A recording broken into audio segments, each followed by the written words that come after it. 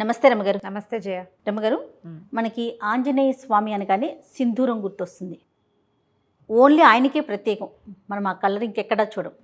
ఆంజనేయ స్వామికి సింధూరానికి ఉన్న సంబంధం ఏంటండి? కరెక్ట్గా నాకు మీ శారీ కలర్ ఇంచుమించుగా అదే అనిపిస్తుంది. సింధూరపు రంగు. ఈ గంధ సింధూరాన్ని స్వామికి, ఆంజనేయ స్వామికి సమర్పిస్తారు. చాలా ప్రత్యేకమైన సేవ. ఆయన దేవాలయాల్లో అది ఇస్తారు, అది పెట్టుకుంటాం, అది వదలదు. అవును, దేవాలయంలో ఓ పక్కన అద్దం పెడతారు, అద్దం దగ్గర అంతా అవే మరకలు కనపడుతుంటాయి, వేలు నుంచి వదిలిపెట్టదు. నువ్వుల నూనెతో రంగరిస్తారు. దీనికి పురాతన కాలం అంటే మనకు తెలిసి మన తాతల నాటి నుంచి కూడా ఆంజనేయ స్వామికి సింధూరానికి ఏమైనా సంబంధం ఉంది. ముందు కాలంలో ఏం చేసేవారో తెలియజేయ. అసలు ద్వాపర యుగంలో ఆంజనేయ స్వామికి ఏదైనా పూజ చేశారు అనే పాయింట్లు కూడా మనం వినాం. మహాభారతమే కదా మనకి ద్వాపర యుగంలో ప్రమాణం. మహాభారతంలో కానీ భాగవతంలో కానీ ఆంజనేయ స్వామిని పూజించిన ప్రస్తావన రాదు. ఒకే ఒకసారి ఎక్కడొస్తుంది? సౌగంధికాపహరణం కోసం వెళ్తాడు భీముడు. అప్పుడు ఆయనకి ఆ గంధమాదన పర్వతం మీద ఈ ఆంజనేయ స్వామి కనిపిస్తారు. అప్పుడు వీళ్ళిద్దరూ ప్రార్థిస్తే అప్పుడు భీముడి ప్రార్థనను అనుసరించి వచ్చి మీ రథం మీద కేతనంగా ఉంటాను అని చెప్పాడు. అర్జునుడి రథానికి జెండాగా ఉన్నాడు. జెండాపై కపిరాజు పద్యాలే ఉన్నాయి. అవును, ఆ కపిరాజు యుద్ధంలోనే కాకుండా వీళ్ళు విరాట పర్వంలో అర్జునుడు ఆ బృహన్నల వేషం నుంచి అర్జునుడి రూపంలోకి వస్తాడు కదా, అప్పుడు వచ్చి బృహత్ కపి వచ్చి కూర్చున్నాడు రథం మీద అని చెప్తారు మహాభారతం. ఓహో, కపి వచ్చేసాడట. ఆంజనేయ స్వామి వచ్చి యుద్ధం అనగానే అర్జునుడి రథం మీద ఉండాలి, వచ్చి కూర్చున్నాడు అని చెప్తారు. అవి తప్ప ఆంజనేయ సేవా కాలాలు మనం అసలు చూడం. కానీ మనకి కలియుగంలో మన ముందు తాత ముత్తాతల నాటి నుంచి ఆంజనేయ స్వామిని సేవించడం ఉంది. కాలక్రమంగా రకరకాల కథలు వెలుగులోకి వచ్చాయి. పరాశర సంహితలో ఒక ప్రత్యేకమైన కథనని చెప్తారు ఆంజనేయ స్వామి సింధూరము కాంబినేషన్ మీద. ఎందుకు వీళ్ళిద్దరికీ ఈ సంబంధం ఉంది అని. రావణ వధ అనంతరం పట్టాభిషేకం జరిగింది సీతారాములతో పాటు. ఆంజనేయ స్వామి కూడా వీళ్ళంతా వచ్చారు. ఓకే, ఆంజనేయ స్వామి, సుగ్రీవుడు, తార, అంగదుడు, రుమ, వాళ్ళే కాకుండా మళ్ళీ విభీషణుడు, జాంబవంతుడు అంతా కూడా శ్రీరామ పట్టాభిషేకం చూడడానికి అయోధ్యకి తరలి వచ్చారు. చాలా కాలం ఆంజనేయ స్వామి సీతారాముల సేవలోనే ఉన్నాడట. అయితే ఒకనాడు ఆయన వచ్చేసరికల్లా సీతాదేవి సింధూరం పెట్టుకుంటుంది, బొట్టు పెట్టుకుంటుంది. అప్పుడు పాపిట్లో బొట్టు, సీమంతంలో బొట్టు పెట్టుకోవటం మన విధానం కదా. రామాయణ కథ అంతా నార్త్ ఇండియా కథగా మనం చెప్పుకుంటాం. వాళ్ళకి పాపిట సింధూరం చాలా ముఖ్యం ఆ ప్రాంతం వారికి. బొట్టు పెట్టుకుంటుంటే ఈయన అడిగాడు, అమ్మా ఈ సింధూరం ఎందుకు పెట్టుకుంటున్నావు నువ్వు అని అడిగితే సీతాదేవి చెప్పిందట, రాముడు అత్యంత ప్రీతిపాత్రుడుగా ఉంటాడు. బొట్టే రాముని యొక్క ప్రీతి, ఆయనకి ఇష్టం. రాముడు ఎక్కువ కాలం చల్లగా ఉండటానికి ఈ బొట్టు పెట్టుకుంటేనే ఆయనకి మంచిది. రాముని ప్రేమ, దానికి కారణం ఈ బొట్టు అని చెప్పింది. ఈయన ఆలోచించుకున్నాడు, ఈవిడ ఒక్క చిటికెడు బొట్టు పెట్టుకుంటేనే ఈవిడ తప్పిపోతే రాముడు ఎంత దుఃఖపడ్డాడు. ధీరోదాత్తుడైన వాడు, మామూలు వాడు కాదు, మహావీరుడు. ప్రపంచంలో ఉన్న వీరులందరినీ తోసిరాజనగలిగిన వాడు. ఆమె లేకపోతే ఎంత దుఃఖపడ్డాడు. అంత ప్రీతి, చిటికెడు బొట్టుతోటి అంత ప్రీతి వచ్చింది, అంత ప్రేమ భార్య అంటే. అందుకని ఆ సింధూరాన్ని తను కూడా పెట్టుకోవాలనుకున్నట్ట ఆంజనేయ స్వామి. రాముని ప్రేమ, దాన్ని గెలవటం, రాముడు ఎంతో కాలం చల్లగా ఉండటం కోసం రెండు చెప్పింది కదా. అవును, ఆయన ఎప్పటికీ గెలుపొందుతూనే ఉండాలి రాముడు అంటే. మనం కూడా పెట్టుకోవాలనుకుని నేనేం చేశాడు, సరే అట్లా వెళ్ళి సింధూరాన్ని తెచ్చుకున్నాడు. కపి కదా, ముఖం అంతా వెంట్రుకలు ఉంటాయి. సీతాదేవి పెట్టుకున్నట్టుగానే పాపిటి పెట్టుకోవడానికి ప్రయత్నం చేశాడు, కుదరలా.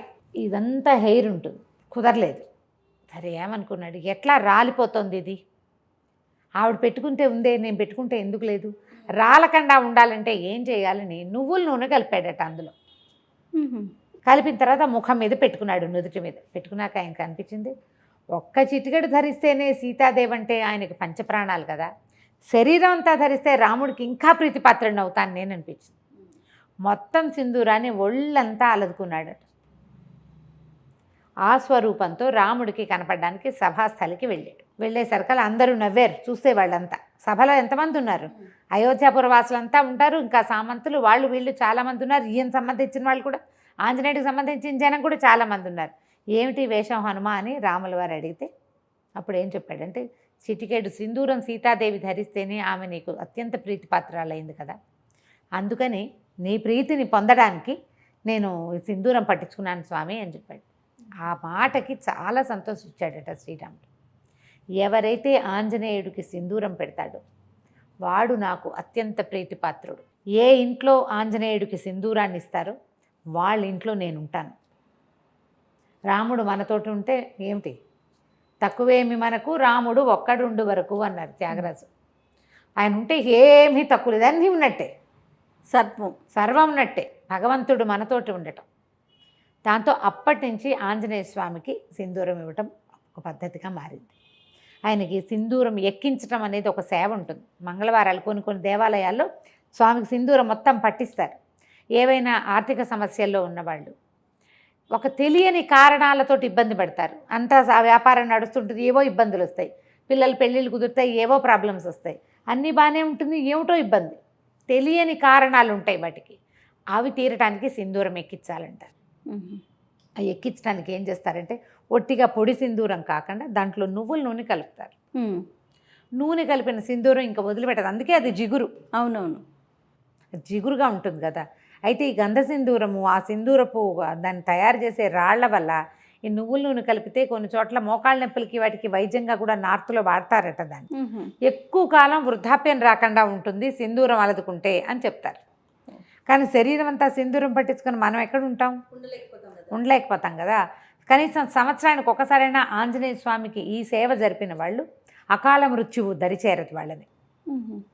ఏడాదికి ఒక్కసారి మనమే స్వయంగా అలంకరించగలిగితే మంచిది. లేదా దేవాలయాల్లో ఈ సింధూరం ఎక్కించే సేవ కనుక చేయిస్తే ఇక మృత్యువు రాదని చెప్పం మనం. అకాల మృత్యు 50కి 30కి 40కి ఇంకా బాధ్యతలు ఉండగా అమ్మా నాన్న బతికుండగానే పిల్లలు మరణించడం, 90 ఏళ్ళ అమ్మా నాన్నలు ఉంటే 70 కూడా రాని కుమారులు మరణించడం, 60లో కుమారులు 90లో అమ్మా నాన్న, పెద్దవాళ్ళిద్దరు ముదిబగ్గులు వాళ్ళు బతికి జీవించే ఉంటారు పాపం. ఈ 60 ఏళ్ళు వచ్చిన వాళ్ళు యంగ్గా యాక్టివ్గా ఉన్న వాళ్ళు చిటుక్కుని వెళ్ళిపోతారు. ఈ కష్టం రాకుండా ఆంజనేయుడికి సింధూర సేవ అంత మంచిది. వీళ్ళతోటి రాముడు ఉంటాడు. మామూలుగా మనం ఏం చెప్తాం, సహస్రనామాలకు తుల్యమైంది రామనామం. అదే కదా, శ్రీరామ రామ రామేతి రమే రామే మనోరమే సహస్రనామ తత్తుల్యం రామనామ వరానని. ఒక్క రాముడనే నామమే 1000 నామాలకి సరిపోతుంది. ఇంతకీ ఈ 1000 నామాలు ఏమిటి? 1000 రామనామాలు కాదు, 1000 వేరువేరు నామాలు.